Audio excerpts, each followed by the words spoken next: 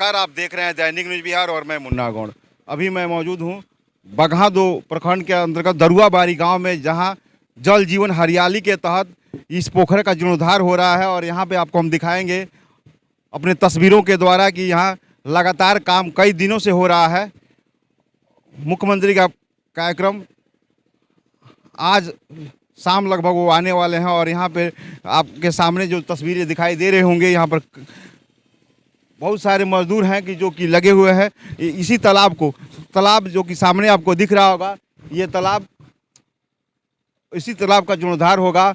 और आपको बता दें कि तालाब का कुल रकबा है 22 एकड़ में, जो कि जल क्षेत्र है इसका 6 एकड़ लगभग जल क्षेत्र का ये तालाब है। और जल जीवन हमारे साथ मत्स्य जीवी सहयोग समिति के मंत्री जी हैं, हम उनसे जानना चाहेंगे कि इस बड़े पोखर का जो कि जीर्णोद्धार हो रहा है और माननीय मुख्यमंत्री का जो कार्यक्रम समाधान हो रहा है और यहाँ का जीर्णोद्धार हो रहा है, तो किस दिनों से आप लोग काम?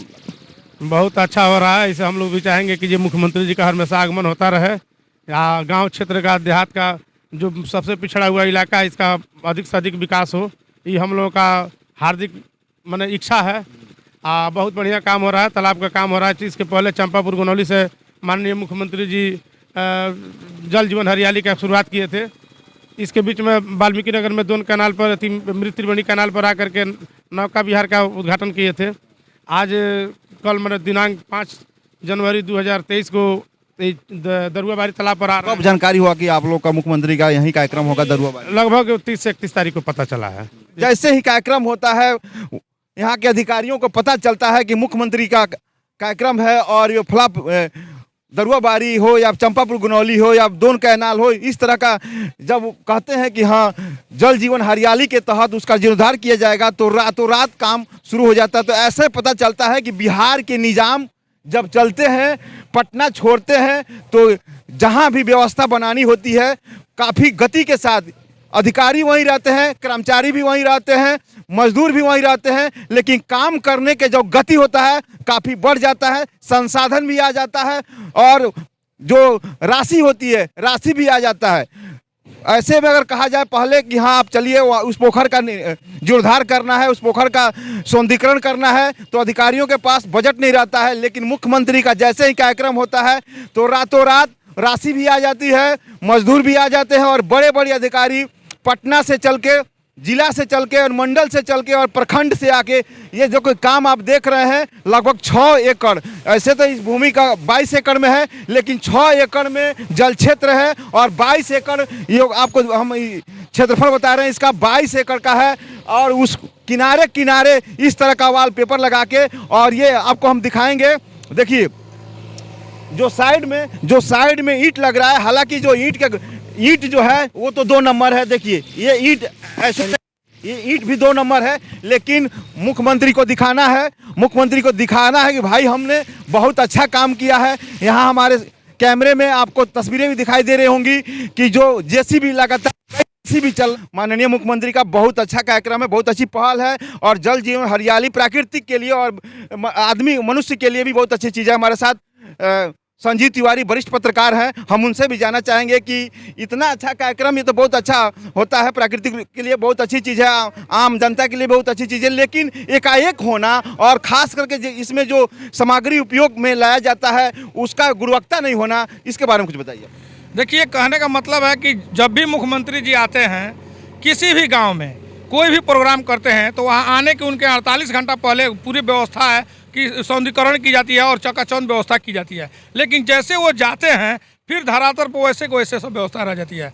इसमें जैसे लग रहा है सामग्री लग रही है ईंट का, क्या ये क्या कहेंगे, मतलब पेपर ब्लॉक लग रहा है, लेकिन आप 2 महीने बाद आइएगा तो ये सब उखड़ कर चला जाएगा, लोग अपने आप उखाड़ कर लेकर चले जाएंगे। इसके रख रखाव देख रेख की व्यवस्था नहीं रहेगी। हमारे कहने का मतलब ये जनता के पैसा लग रहा है, किसी सरकार के पॉकेट से पैसा नहीं लग रहा है। ये हम और आप पूरे आम जनता पैसा दे रही है, हर चीज़ पर टैक्स देकर उसी पैसा से ये पेपर ब्लॉक, ईंट, सोलिंग जो भी हो रहा है, तो ये अगर काम हो रहा है तो ये सही रहे, हमेशा के लिए रहे, सरकार इसका दुरुपयोग न करे। अगर इसका पैसा लगाई है सरकार तो इस पर ऐसे व्यवस्था करे, अपने सिस्टम को ऐसे बांधे कि ये हमेशा सौंदर्यीकरण की तरह, जो कि दरुआबारी गांव में जो बना है, ये हमेशा रहे, लोग आए, ये पर्यटक के जगह पर एक इसका अलग पहचान हो। वाल्मीकि नगर जैसे पहचान बना है, तो वाल्मीकि नगर क्षेत्र के जो आए पर्यटक तो कहे भाई हम दरुआबाड़ी भी देखना चाहते हैं। वाल्मीकि नगर का अगर बात किया जाए तो वाल्मीकि नगर के दोन कैनाल में पर्यटकों के लिए एक बनाया गया था नौका विहार के लिए। हालांकि नौका विहार जब माननीय मुख्यमंत्री आए थे, एक मिनट मैं आपसे चर्चा करूंगा, माननीय मुख्यमंत्री का आगमन हुआ था, नौका विहार वो खुद किए थे, लेकिन उसके बाद उस नाव का ऐसा दुर्दशा हो गया है। हमने गया था, मैंने न्यूज़ कवर भी किया है, उसके बारे में बताइए कि देखिए इतना बड़ा पैसा लगता है, इतनी बड़ी राशि खर्च होती है, आम जनता की कमाई खर्च होता है। और कि बेतिया के डीएम साहब, यहाँ स्थानीय विधायक, मुख्यमंत्री साहब सब लोग नाव पर बैठकर नौका विहार का आनंद उठाए, लुत्फ उठाए, और पर्यटकों के लिए एक बहुत बड़ा एक जगह भी बना जो कि अच्छा लगा भाई। वाल्मीकि नगर में एक जो नौका विहार का व्यवस्था हुआ है, लेकिन वह क्या है, वो स्थिति ये बद से बदतर है। यानी कि हम लोग गांव में एक पोखरा जो होता है, नाला, उस तरह से है वो, मतलब वहाँ कचरा और जाज से भरा हुआ है। मतलब कहीं किसी एंगल से नहीं दिख रहा था कि ये नौका विहार है, जो कि जिस समय मुख्यमंत्री जी आए थे, अपना जो नाव पर बैठकर अपना वो लुत्फ उठाए थे, उस तरह के कहीं दिखने में अभी वर्तमान में भी नहीं है।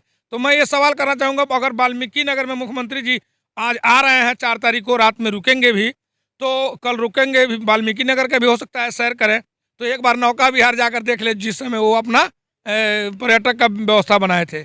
माननीय मुख्यमंत्री के द्वारा तमाम ऐसी योजनाएं आती हैं, और पोखर हो या फिर दोन कैनाल नहर का वो नौका विहार के लिए वो नाव के जो निर्माण हुआ था उसका हो, लेकिन जाने के बाद पुनः वही हालत हो जाता है और अरबों करोड़ों रुपया खर्च होता है और स्थिति वो जस का तस हो जाता है। अपने सहयोगी बादल कुमार के साथ मुन्ना गौड़, दरुआबाड़ी, वाल्मीकि नगर।